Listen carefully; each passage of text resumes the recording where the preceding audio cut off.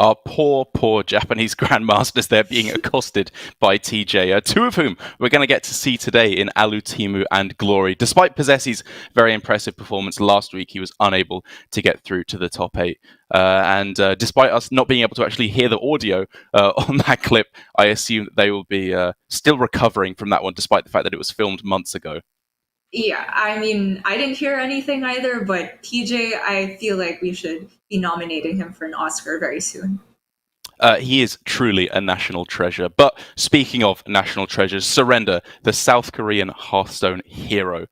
He's going to be up in our first match up against Shaxy. He has just been so consistently playing so well. Even if we want to go outside of Grandmasters, his Worlds performances as well, way back in the old Hearthstone Esports system, were truly something to behold. He had some of the most legendary matches in Hearthstone history, and he's showing no sign of slowing down. Last week, his match against Possessi came in at the, I believe, number 1 top 5 plays of the week, which is a pretty strong accolade, if you ask me.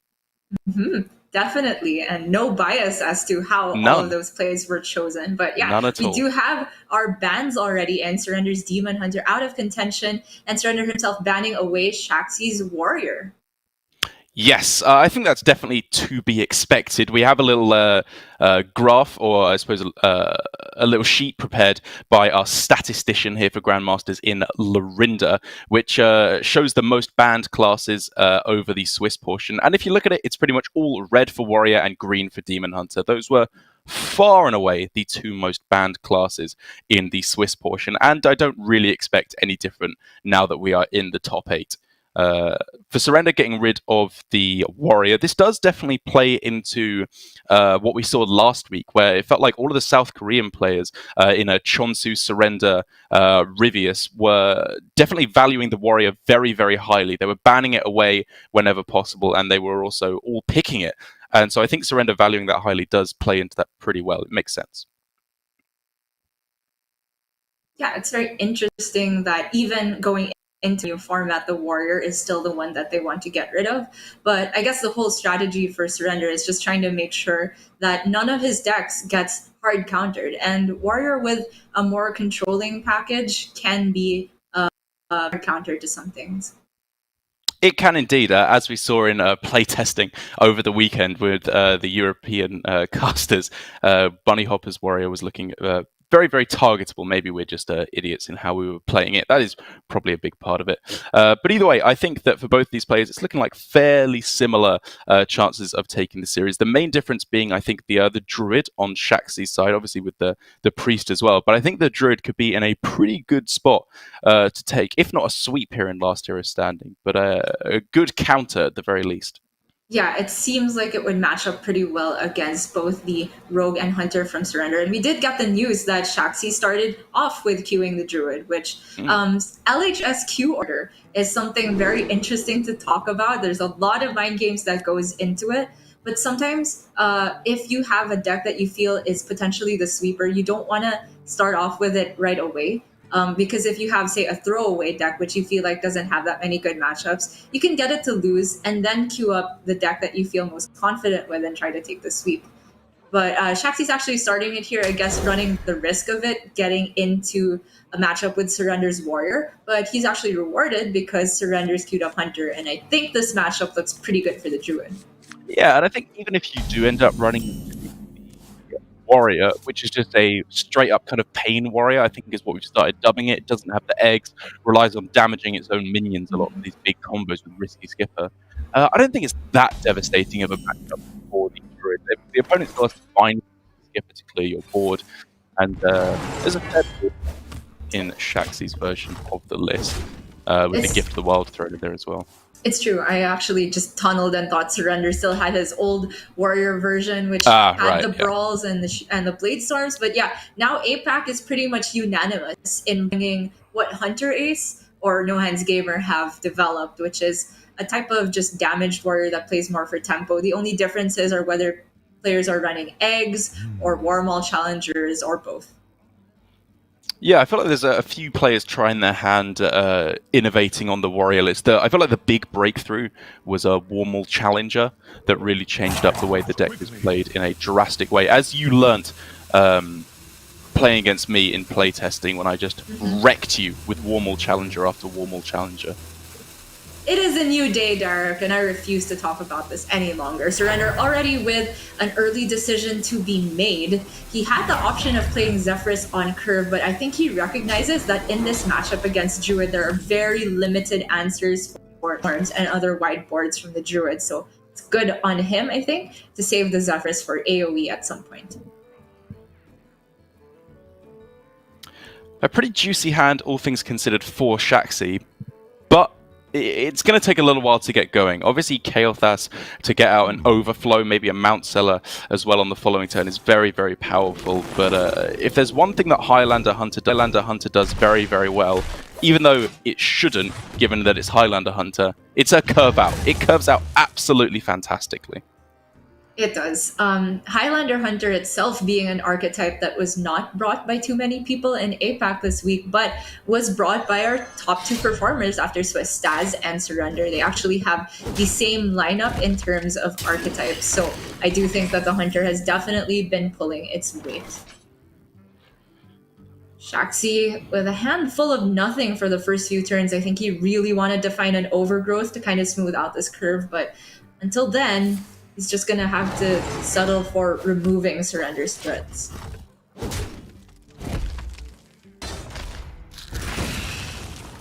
I don't think he's pretty happy to do that. Obviously, Overgrowth is the dream, as you said, but just carrying on here card for card should put Shaxy in a pretty good position until when he hits the Kael'thas, sorry. But I wonder if actually this game, the nerf from 6 to 7 may become apparent, because it does look to me like for Surrender, he is right on that break point where maybe turn 6 he couldn't pressure enough to lock out the game, but turn 7 with a Siamat, maybe just quick enough to get the job done. It's going to be really close.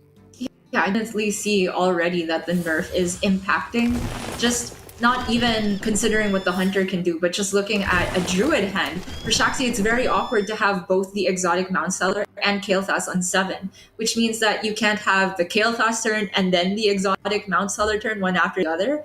It's going to have to be float mana on turn 6 maybe, and then turn 7 play 1, and then float mana turn 8. Of course, that's smoothed out a little bit more by the Innervate, but still, the nerf to Kael'thas, we're already seeing that come into play.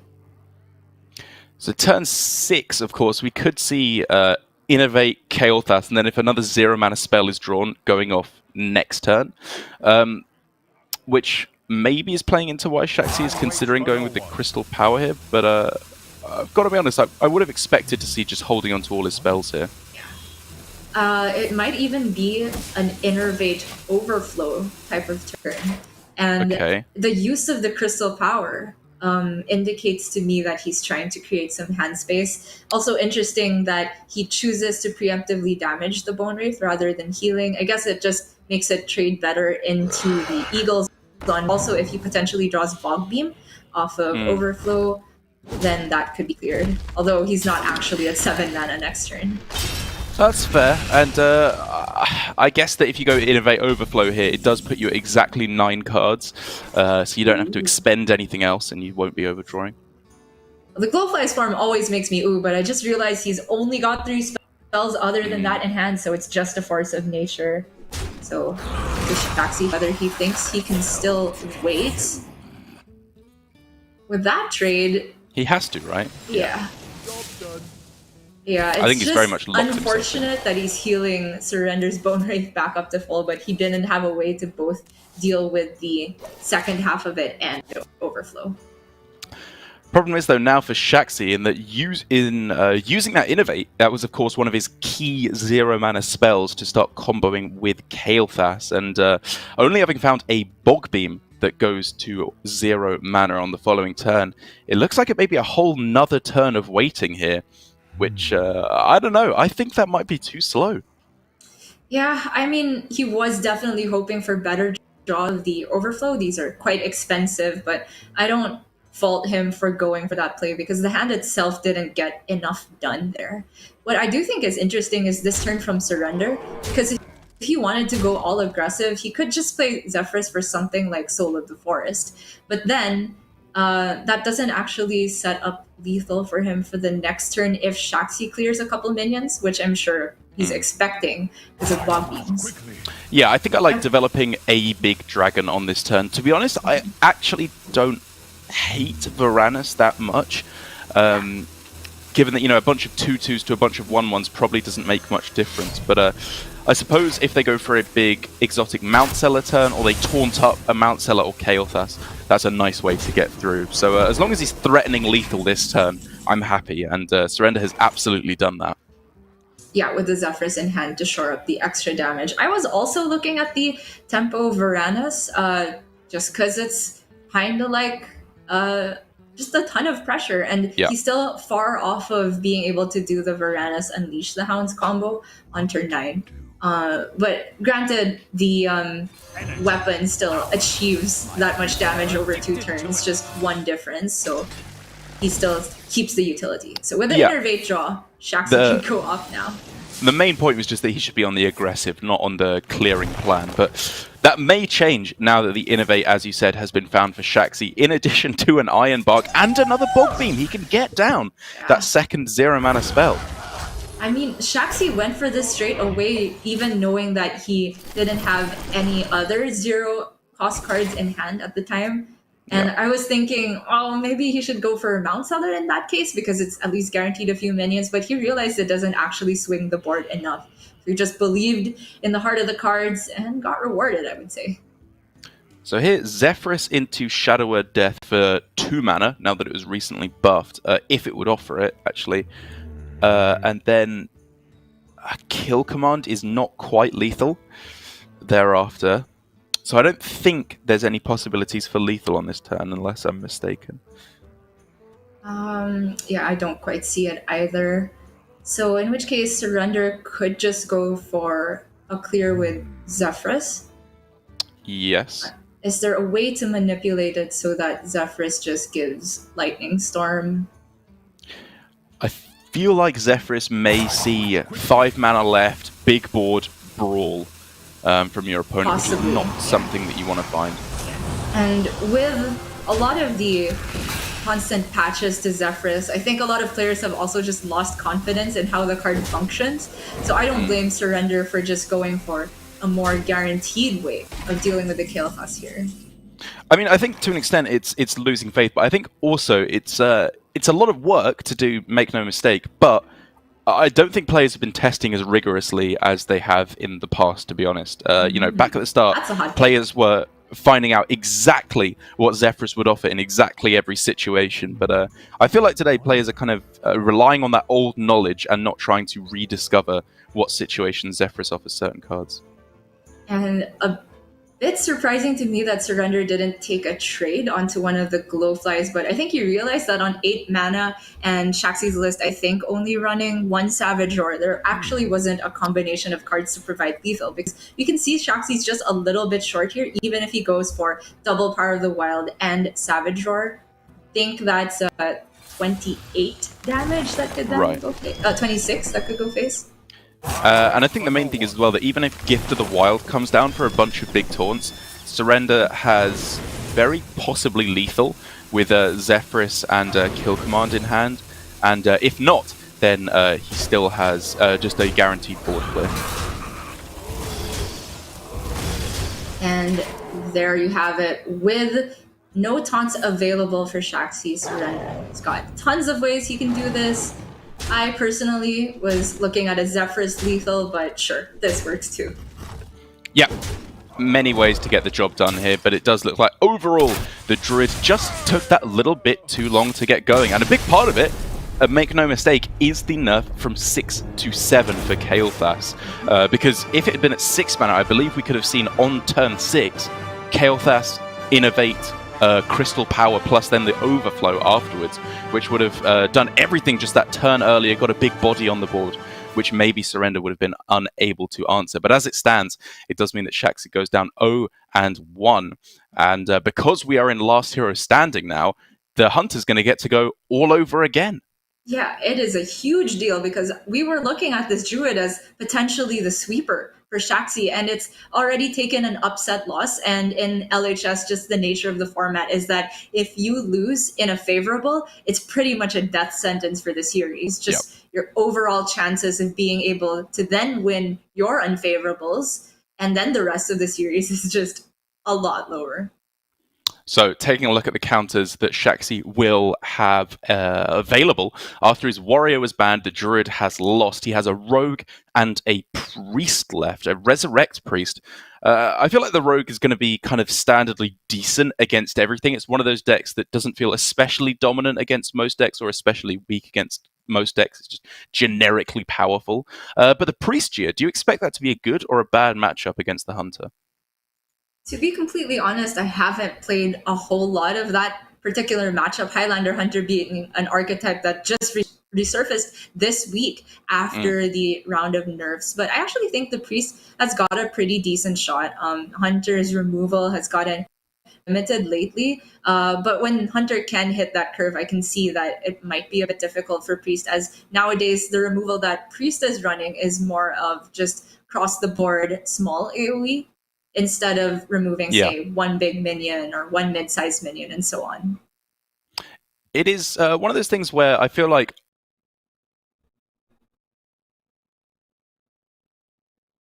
damage over the top of taunts won't be able to get there. It's got removal for single minions, like it's got a Shadow of Death in there, Penance. It can discover some new spells with the Renew as well, in the new Renew card, which is very, very powerful. But I feel like overall, maybe it will just struggle to the sheer mid-minion pressure or what Zephyrus can do in the matchup, as you were saying, with all those singular powerful minions in the mid game. But before we can see what Shaxy is going to go for up against Surrender's Hunter, we're going to have to go to a quick break. But it is now 1-0 to Surrender. Be right back after this short break to see the conclusion.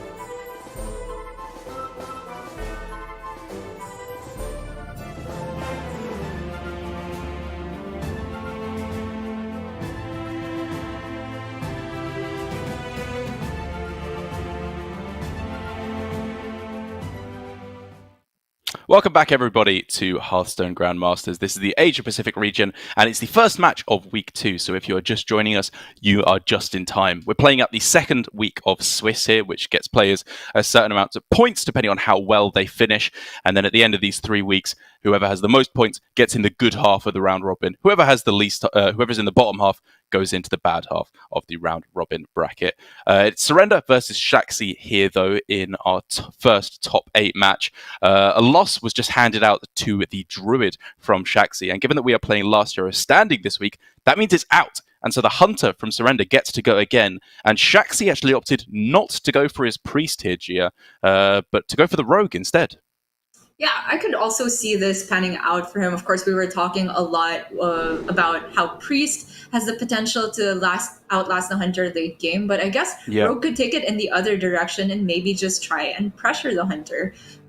With cards like Blackjack Stunner, as we can see in the opening, that is very powerful against the turns that Hunter likes to do, which is just playing one big minion, something like a big old whelp, or even the Varanus if it comes down on its own.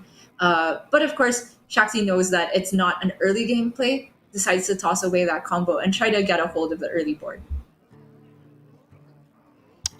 And even before we see the mulligan for Surrender, it's not a bad starting hand, you've got to say. Like, just a couple of early drops. Kind of I suppose you may be looking a little bit more aggressively for the powerhouse cards, obviously like Zephyrus in particular, but also Bran, I think, is perfectly fine to keep on the mulligan as long as you have a couple of early drops too. Or you could just hold on to these cards because they're good enough. Yeah, I definitely like... Oh, okay. I was going to say I liked it because how much more could you ask for as the Hunter? But I guess that is more a bunch of the Highlander stuff and the Desert Spear. Fairy Dragon, of course, itself being very problematic for Rogue, as they can't simply backstab it. One does not simply backstab Fairy Dragons. But yeah, Surrender now. This is a heck of a hand. My goodness. It's insane. I would argue that Desert Spear is like arguably number 3 after Zephyrus and Bran in terms of how flippin' good they are. For sure. In this particular matchup, Hunter sometimes struggles to deal that last 1 damage to maybe deal with the lackeys from Rogue or any of the reborns they might generate from the Pharaoh Cat. And Surrender's got a perfect answer to just make all the breakpoints cleaner for him. But the Rogue side is no slouch either. We've got I would argue, the 2 most powerful cards for Rogue on the other side of the board, in Togwaggle and the Galakrond, ready to go. Arguably Shadow Jeweler Hanar as well, if he can find a secret to go along with that, is incredibly powerful. Just a great way to spend your mana, but with a very nice couple of invokes as well. I think that we got a real game on our hands here. Both players doing incredibly powerful stuff. For sure. I mean, Hanar, when the card was first announced, I thought this would be so insane. You play it early and then it just can't be answered. But I've had more chances to play this new version of Rogue, and it seems like it's very, very unlikely that you actually get it that early with the secrets. But its value can then be transitioned over to late game, where you just do it with 1 secret, and then suddenly you're playing like 5 secrets in 1 turn, spending all your mana without actually having used any cards from your hand. And it could be serving that purpose in this game.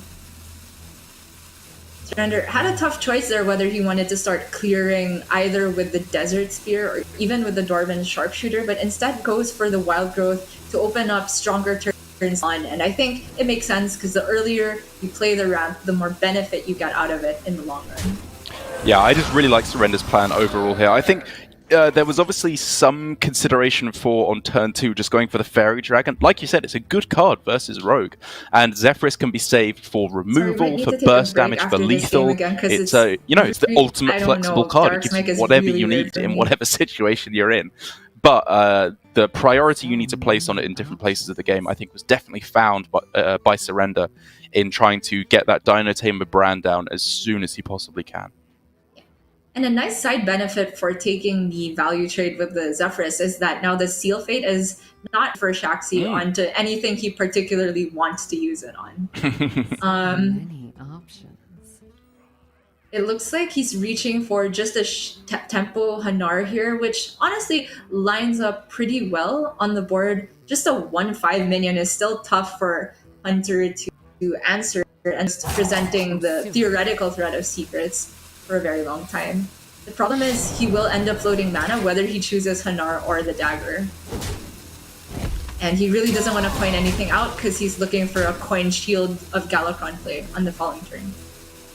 Yeah, you also got to think about what what Hunter is likely to do on turn 5, to which the only 5 drops in the deck are Big Ol' Whelp and Rotnest Drake, and I think I wouldn't actually mind having a Hanar on the board versus either of those things. I just feel like even though Hanar can be very powerful, when you have Heistbaron, Togwaggle, and Galakron in hand, you're likely to not run out of things to do for a long time in this matchup, and so I think just having the 1/5 body on board and trading in the mummy there was probably just a little bit better use of your mana.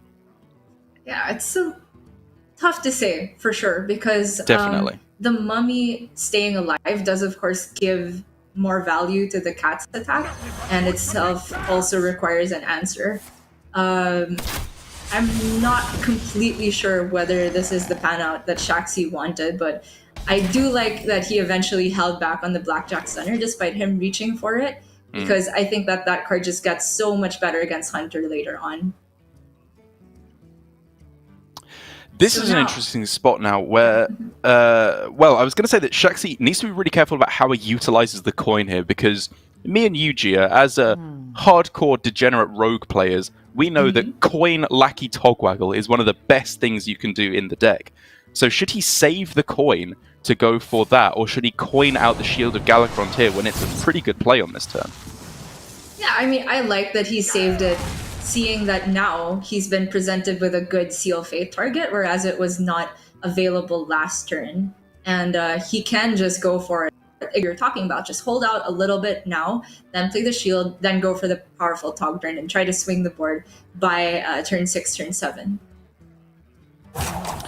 Obviously, if he does go for Shield of Galakron on 5, he will get another Lackey due to the Invoke, so he doesn't have to hold on to the Titanic Lackey here by any means. It's just that it's not an especially powerful use of it here, because I would have been tempted to double trade into the Fairy Dragon anyway. Yeah, I was looking at that as well, but I guess he's still just thinking at some point well, of course, you prefer to spend your mana, and this is technically more board development. Yep. I still think he should have taken the double trade despite, getting the health buff for nothing, quote unquote. It's just clearly to develop.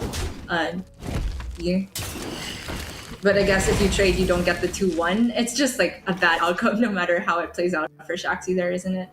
It really is, and talking about the punish here, it's arrived. The freeze to the face means that the Fairy Dragon can't be taken out with the weapon on this turn, which is pretty much a disaster, I would say, for Shaxy.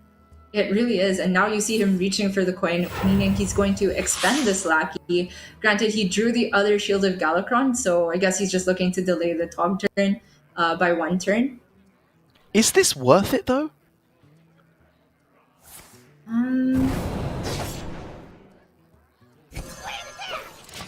Because it means next turn you're going, because the Lackey always gets cleared here, right? With the weapon available, there's exactly 6 damage worth of stuff, even ignoring what could be played from hand. And then you're just going for Shield of Galakron again next turn instead of getting the Heistbaron Togwaggle to start cheating out your 0 mana cards. I was gonna say it does look like an overreaction, but from Shaxy's perspective, there's like a ton of damage coming his way over the next turn, and then he'd have to take another Togwaggle turn. But I also see your point, because thinking about what the Hunter can do, at some point you are just gonna take that pain, and then you try to swing it back with either the Wondrous Wand or the Galakron turn. And the earlier you do the swing, the more of a chance you have to win the game. Yeah, I definitely get what Shaxy is going for, because I think he's probably got a decent read that there's a Dinotamer Bran in hand, because Zephyrus was played on 2 for a Wild Growth, and he knows that a Fairy Dragon was also an option. There's a card that's been in hand for the entire time. Generally, when all of that stuff comes together, you think Dinotamer Bran, and he wanted to have the strongest, the least amount of damage on the other side of the board when that happened. But now he just has to do another kind of fair turn that's just fine before he can pop off 2 turns down the line. I think it's just too slow, all things considered. Yeah, and honestly, does he even have the time to play the second Shield of Galakron now? The King Crush is just presenting way too much damage. It's a Hunter. They probably have a way to get through the Galakron without even having to run their King Crush into it. So is it now at a point where Shaxy has to dig for a better Lackey with Seal Fate? If he had just 1 more mana, he could go for like hope to get Ethereal, play a Secret, play Blackjack, but it's just not good enough. You see Surrender sitting up, he's excited, taking a swig of whatever drink that is. The King Crush is not getting answered, and he has Evasive Worm in hand. With Corrosive Breath, that's kind of gross. Is it just lethal on this turn? 10, 13, 14? No, not quite. Just short? Kill Command, Corrosive Breath. Yeah, just all the tiniest bit short. But very, very close. Actually, wait, if you could Corrosive Breath, Bran. Yeah. Just a little bit short, I think. Although he shouldn't be sad about that at all, because he gets to end the turn with his board untouched, with a Evasive Worm also developed, and a Kill Command in hand. I think that just removes all the outs from Shaxy there. Well, I think the outs that we are looking at now include Galakron into exactly Kronks. That's generally the way that you're looking at digging yourself out of any situation as a Galakron rogue. Also, Flick would be fantastic. Faceless Manipulator could maybe get the job done. I don't want to say that Shaxy is out quite yet. I think there's a slim but possible chance. All maybe. right. Maybe. Have to be some combination of Kronks and something, for sure.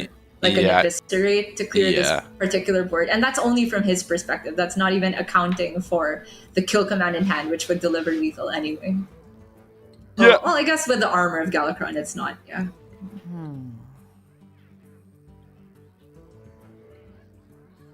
It's the only play that gives them a chance. Exactly. So what's it going to be? 30 tricks, nothing useful at all.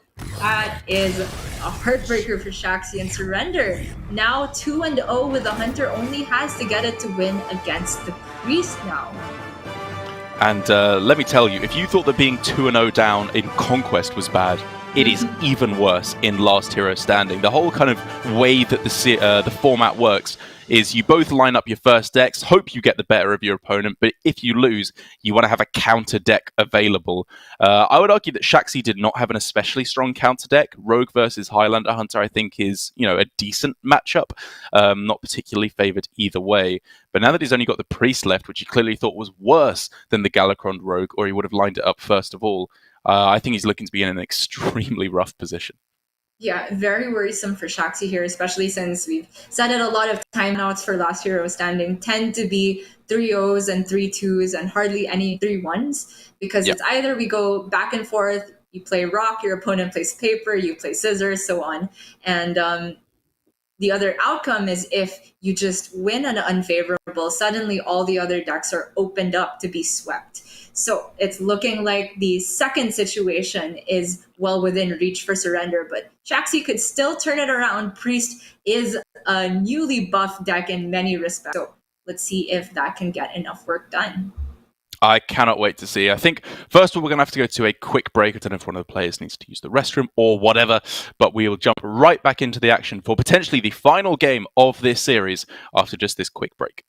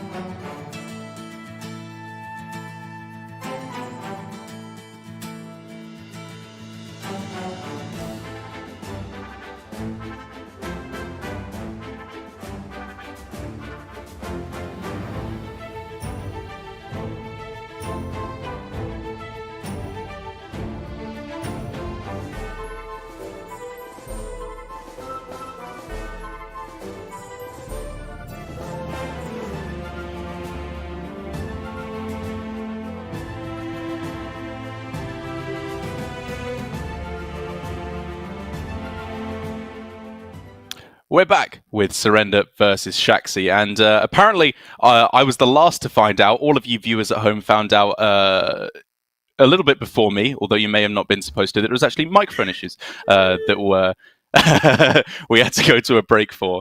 But I'm sorry. This is my first time casting from home, not counting last week. And apparently I have to mute myself on 2 different platforms, not just one.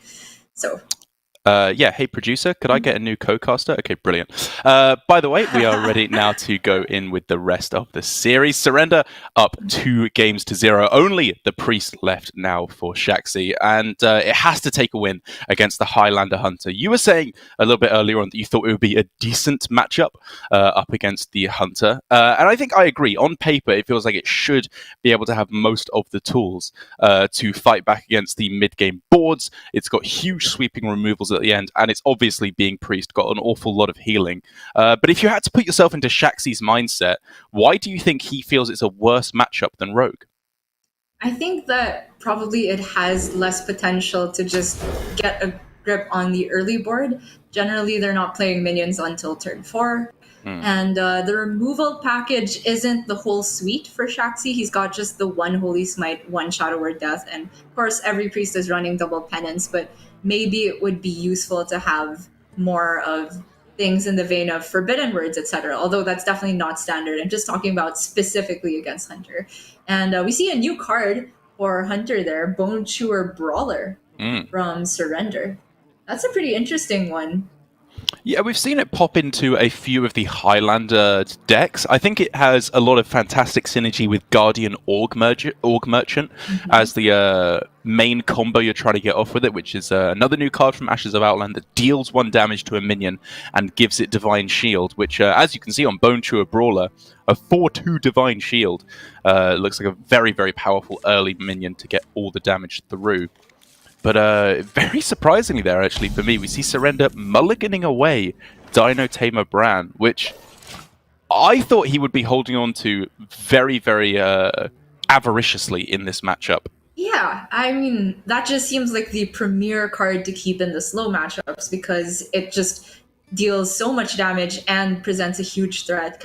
Kind of a double-edged, a 2-pronged attack against Priest. But I guess against specifically Priest, maybe it has high odds of having to run into a taunt, something like a cartoon defender or a convincing infiltrator, and Surrender is prioritizing instead making sure he has early game plays. It's an interesting approach. Clearly going with an aggressive approach, and it looks like it's going to work out for the moment. As Fairy Dragon, it's annoying for Rogue, but it's arguably even more annoying for Priest. Penance just does absolutely nada against it, and it's going to push a lot of damage this game. For real. The Penance, though, weirdly enough, does get a target because of exactly the Bone Chewer Brawler. For Shaxy, though, he can at least play Vargoth on turn 4, and if so, it just revive the Vargoth. Yeah, that's fine, I think. To Surrender with an option between playing Dwarven and just hero powering, or just going for the tracking. I quite like using the tracking. I think that the hero power is pretty irrelevant this early on. Really? Yeah. Granted, he does have I guess. Plays, but okay, Surrender disagrees. I guess the argument could be that, say, tracking gets better the later you play it, or the turn you want to play the minion you get off of it. Because clearly, like you said, with turn 4 and turn 5, I suppose, with the 2 4-drops, he just wants to wait a little bit and find himself a card he knows will be good. So the Vargoth presents a pretty sizable problem for Surrender. He can't deal with it on board. So that means if he wants to kill it, he's got to forego playing either one of these 4-drops. As for how threatening the Vargoth itself could be, Holy Nova seems like the big one because if Evasive Fellwing comes down or even the Dragon Pain, suddenly everything is cleared. I mean, I would argue there's a lot of stuff to be afraid of. Grave Rune, even just to renew, to just discover 2 spells is, I think, very, very scary. So Shaxy can get the full board clear here. And I think you've got to go for it, right? It feels significantly more powerful than the Grave Rune to me. if he wants to be very greedy, he could do both. But in the meantime, he could be taking a ton of damage from the Dragon Bane, depending on where it hits. So I also like going for just the board clear here. Yeah, Holy Nova attack into the attack into the Dragon Bane first, then Holy Nova, and then at the end of your turn you'll get another activation for a full board, an almost full health Vargoth, or a full health Vargoth. Sorry, you're looking great. It really is. And from Surrender's perspective, there, because we mentioned so many punishes, Holy Novas and Breath of the Infinite, maybe, even though that might clear Shaxy's board, it still deals with everything Surrender's developed. It makes you wonder why he didn't clear the Vargoth.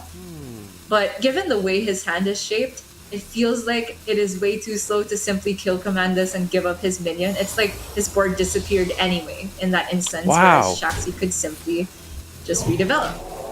Ooh. So my thought process was, if I go through it, that he could go for... he could save the Grave Rune, because even if his Vargoth dies, which, you know, it's possible, there's definitely a few ways for the Hunter deck to do it, like maybe a Rotnest Drake on 5, you can just resurrect with the Psychopomp and then hit the Grave Rune afterwards on your Vargoth on a following turn. I guess Shaxy maybe doesn't want to play the Psychopomp quite yet, wants to res something a little bit more valuable. But I am a little bit surprised to see that, I've got to say. I mean, it seems really greedy to me. It did pan out for him really well there, but I'm not sure how reliably you can, you know, expect the Holy Smite to land on Surrender's minion again and to Grave Rune and not land on one of Surrender's minions. We were both furiously Googling that. Yeah, I was Googling that because I'm pretty sure it doesn't only target friendly minions. So I am not convinced about that play from Shaxy. Yeah, definitely a high degree of risk involved when there was a much safer play available. But it worked out pretty well for him. He gets a Vargoth that summons 2 more Vargoths. He still has the Holy Nova able to heal him right back up. Yep, and Surrender, of course, doesn't want to give Shaxy 2 Vargoths, but you will get the bad news that Shaxy will get the 2 Vargoths as soon as he trades, and a full board clear for his troubles. Unless he wants to skip the Holy Nova again. The other option being that he could, I suppose, trade into the Fairy Dragon and play the Bone Drake? Bone Wraith, sorry, yeah. But that gets chewed up very, very handsomely by the Fairy Dragon.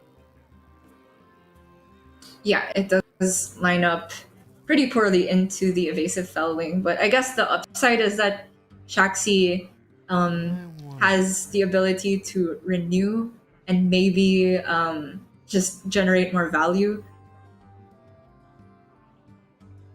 Maybe he's holding out for an even better Holy Nova target, but I'm not sure. It's getting to the point where Surrender has enough mana to develop minions with more than 4 health, which don't get cleared double Holy Nova. Okay, no Bone Drake at all. It's Bone Wraith. It's just gonna be triple Vargoth, and I guess just 5 damage on the opposing side of the board. Maybe Shaxy's just trying to race Surrender? This is crazy, though. Yes, he's also getting a whole bunch of spells, every single one of which is actually pretty insane, I've got to say here. Yeah. And this, I suppose, was Shaxy's game plan the entire time. Like we said, it had a very big risk factor in that Grave Rune could target one of Surrender's minions. But overall, what it means is that he is dominating the board and is not running out of cards anytime soon. So, I don't know, maybe he thinks he's in such a bad position in the matchup that he has to take these huge risks. That's always a valid line to consider in Hearthstone. All right. Okay, so looking at it again, I can definitely get behind now the Psychopomp Renew combo, given that he wasn't under that much pressure. But that's only because he got the pan out he did from the first turn where he played the Grave Rune Holy Smite. Not sure if that always works out for him. But Surrender now, reaching for the Unleash the Hounds, I think recognizes that he has no more time to be trading. The taunts are going to come down soon, and if they aren't, then just any spell from Shaxy is going to deal with his board. So he's cashing in the base damage now. I mean, I think we can see that even down to 9 health, Shaxy is just not dying anytime soon. Oh no. Holy Nova Hero Power Face would heal him for 10 altogether on this turn. Yeah, I could even see an Apotheosis play here with Holy Yep, Nova. I could see that too. Yeah. And he could just take one VT with a Vargoth before the Holy Nova in case that it is not the duplicated spell by Vargoth, but then he's got a bunch of shots with it. Yeah, he's got 3 chances, right? But honestly, it seems like there's no way he's losing if he does that. So it is just going to be Agreed. this combination of plays and surrenders. He hates to see it. Yeah. Fantastic pan out though for Shaxy's. It looks like short of a Zephrys, I suppose I would guess. I'm not really seeing any way at all for Surrender to get back into this game. Yeah, the Zephrys could presumably give Mass Dispel, but even then, Shaxy would just have full initiative and then just more healing with Penance, so it'd be a fair few turns before we actually see the lethal delivered because this is Priest, but this is 100% Shaxy's game. Oh my god. Apotheosis here getting to cast 3 more times as well. This is going to be the buffest board of Vargoths I've ever seen in my life. And we did say on last week's broadcast that the definition of Apotheosis is ascending to godlike level. So speaking of old gods, Shaxy's got probably 3 of them after this turn. Maybe 4? Oh, I didn't hit the bingo. Not all of them have ascended. What a noob. So that looks like a defeat for Surrender, but definitely not in the series because he is just still up in the game 2-1. And now he's got to find his best counter for this rogue, for this Priest from Shaxy. That's right, and I would say that Priest does feel like a deck overall that is fairly vulnerable to counters. It is obviously incredibly good against a lot of the aggro decks, I feel like, as we just saw there. Obviously, Highlander Hunter is not an aggro deck, although in that game I felt like it definitely did function as one. It did not draw any of the late game value. It was just purely on tempoing out and trying to deliver damage as quick as possible, and Priest dealt with it very, very easily. Indeed. I think on the other side, though, a matchup which the Priest struggles in quite drastically is against the Rogue. In my experience playing Galakron Rogue up against the Resurrect Priest, you are just feeling very, very strong in the matchup. You have a whole bunch of mid-game pressure that you could throw down. You're rarely running out of value as you go into the late game. And while there are no more saps in this list for Surrender, there's a little boy who can do a much better job even than that. Yeah. Blackjack Stunner filling in the role of Sap. Of course, it is more of a conditional card, but it has the upside of having the body, a cheaper cost, and the freezing trap effect. So if Surrender is able to land one of those on something like a Convincing Infiltrator or Cartooth Defender, that could very easily swing the game in his favor. I do want to go back, though, and review that game between Priest and Hunter again, because you did mention that Hunter ran out of that late game value, and it kind of just makes us reflect on Surrender's mulligan where he tossed the brand. True. Which, of course, he wasn't expecting this pan out from the Priest, which is Vargoth and Pressure. I guess he was more in line of expecting taunts, which then the King Crush lines up badly into. So it's actually interesting how the different pan outs lined up in that situation. Yeah, I feel like overall in the matchup, again, I defer to Surrender, given that he is quite clearly the superior player. But Dynatamer Brand, for me, it just feels like the best card in pretty much any matchup you're playing, apart from like the most aggressive of matchups where you never even see turn 7. So it would have been a different game entirely and maybe a slightly more controlly one. But for the moment, it is just going to be the Rogue now for Surrender, and he's already got himself a pretty gosh darn value-heavy hand with 2 dirty tricks in addition to the Evil Miscreant. He's not running out of cards anytime soon. Yeah, and Surrender's Rogue list is pretty different from what we were seeing last week, I would say, because from Possessi, I think, he was running the full 6 secrets in his Galakron Rogue. If there were any secret that you would expect to see doubled, I would actually think it's Bamboozle. But Surrender's running 1 Ambush, 1 Bamboozle, and double Dirty Tricks, which I guess kind of rewards him if he's looking to run this Rogue into, say, Priests or Druids that rely heavily on spells for removal. Yeah, I actually saw this just earlier today. I cannot quite remember who tweeted it out saying they had a lot of success with it, but I remember they attributed the deck to Seiko, a European Grandmaster, who goes for this build, as we're seeing here, with 1 ambush, 1 bamboozle, 2 dirty tricks, and I think 1 devoted maniac as well, which is something we haven't seen for a while. I think Galakron players in general kind of agreed that double of all of the invoke cards was the way to go to get that highest consistency on Galakron. But with the amount of cheap cards in the secrets that you have to fit in now, I guess that makes sense as one of the first cards to go. It's true. And if you're running dirty tricks, that is just card draw in most situations. Good point. So maybe that helps shore up the lack of Galakron invokes. So for Surrender there, he already had a decision point as to whether he want out the Miscreant or just develop a secret. I don't mind taking the slow play. There could be an Edwin of sorts coming up after a while, but this turn is looking like it could be Miscreant. You like just coin Miscreant and then whatever lucky's best?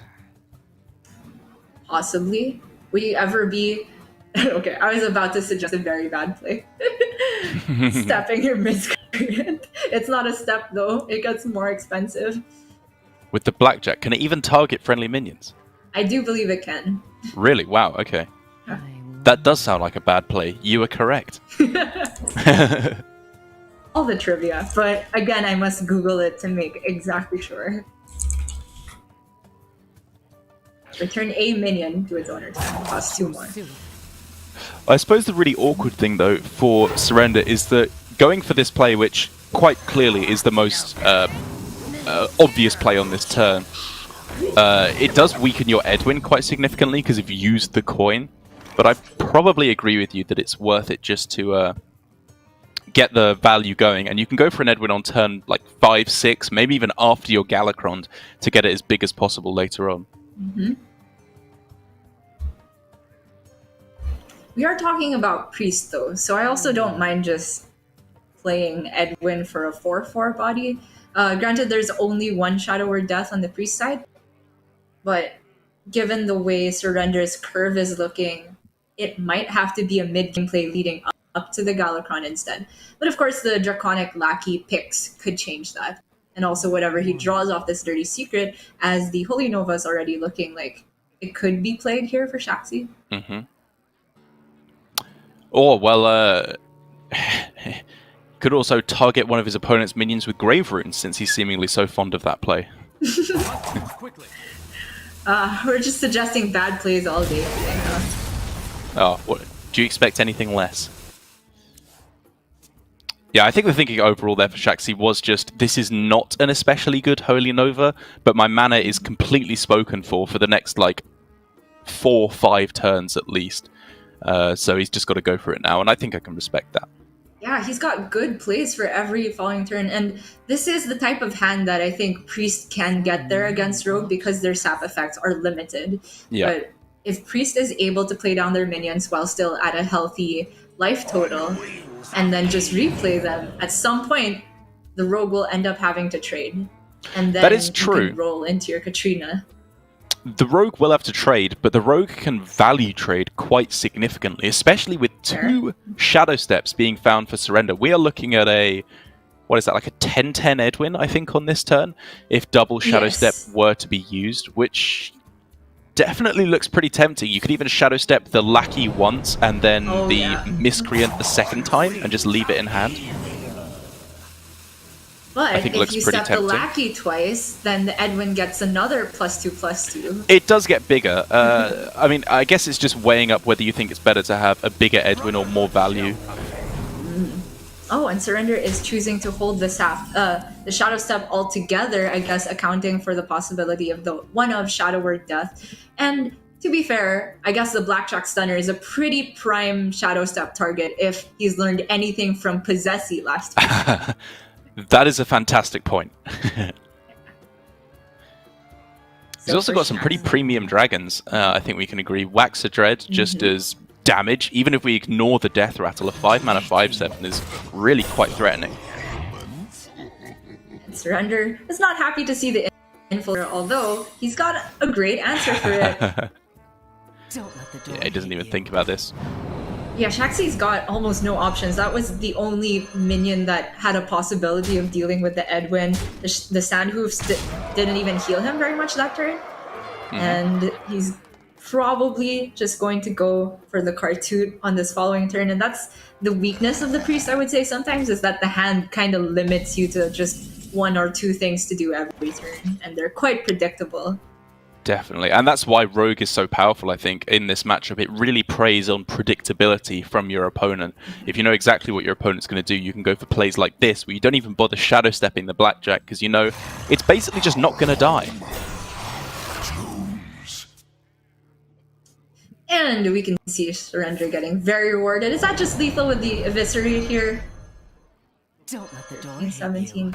It's one off. Which I think is as good as dead, really, in this matchup. Yeah, fair enough. Especially if Shaxy's play for the next turn is just one minion again. Yeah. I will act as your scale.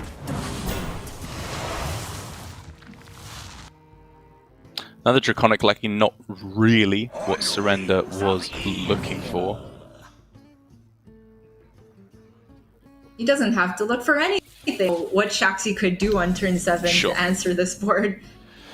Soul Mirror doesn't even kill yeah, not good a bunch enough. of things. You have best. And that's going to be it. Surrender taking a very easy series 3-1. The outcome that we did not expect to see very much from LHS, but that does mean that our #1 seed in Swiss is now moving on to the winners bracket of Group A. Surrender winning another series of Hearthstone. What do you know? And I think it was done in very, very strong fashion. It speaks very well to his lineup, which bodes very well for Staz, who has an identical lineup in terms of the archetypes later on. I think Highlander Hunter is looking very powerful in this format in Last Hero Standing, in that it is one of the decks that just kind of has decent matchups versus pretty much everything. It's quite difficult to counter from your opponent. So as a first deck to line up and not necessarily a counter deck, I think Surrender's got some really good ideas in terms of Last Hero Standing. But it does sadly mean on the other side that Shaxy is going down to the lower bracket to hopefully stay alive against either Glory or Alu Timu, which is going to be our next match, which we can take a look at right now with the bracket. Yeah, and Glory Alutamu is definitely one that I expect to have a lot of similar decks facing each other, maybe even similar bans if they have the exact same lineup, because these two practice together a whole lot. Last week we saw all the Japanese players playing the same type of Druid. They've got the same Druid again, and if I'm not mistaken, it does look like they have the same archetypes. Yeah, it's very unsurprising. We saw this time and time again, day in, day out, on last year's Hearthstone Grandmasters, where Alu Timu and Glory, the two Japanese Hearthstone players at the time, now joined by Possessi, of course, were obviously practicing together, bringing a lot of the same archetypes, and kind of going, I guess, like piggybacking over each other in terms of who was in the lead in the two of them. If you just want to call it a friendly rivalry, obviously in Series 1, Alu Timu finished